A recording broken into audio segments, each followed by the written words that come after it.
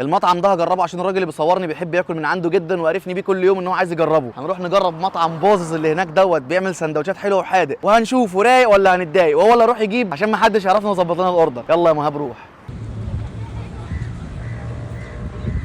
مهاب جاب اتنين، واحد ميكس باظظ وبسم الله ما شاء الله اصلا شكله تحفه، واحد تاني اسمه يا مهاب كريمه اوريو شوكولاته. كريمه اوريو شوكولاته، ده ب 25 جنيه. ده اللي عاجبني، ده انا ما بحبش السكريات اصلا، وده اللي عاجب مهاب عامل 20 جنيه. هنبتدي بالاول بالحادق.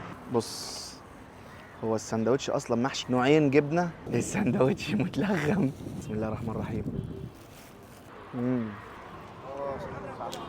اتفضلوا يا رجاله.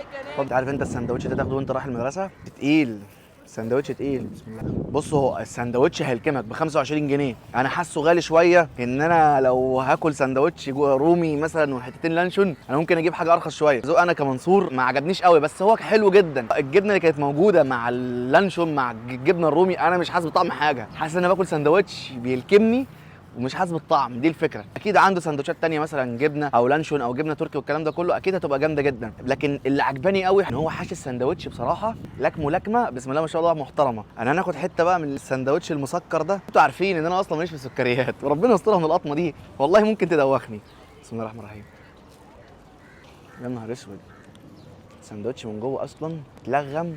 ربنا يعينك عليه انت. السندوتش ده يا باشا مع نفسك ده ب 20 جنيه. انا بص اصلا ايدي عملت ازاي هلخبطك دلوقتي باللخبطه اللي انت لخبطتني دي. بصوا بسم الله ما شاء الله، باظظ من ناحيه باظظ، فهو باظظ جدا، ربنا يوفقه يعني. حتى ان هو سندوتش ب 20 جنيه هتاخده زي كده. انت اصلا في دلوقتي بسكوته ب 20 جنيه مسكره. باظظ كده رايق جدا بسم الله ما شاء الله.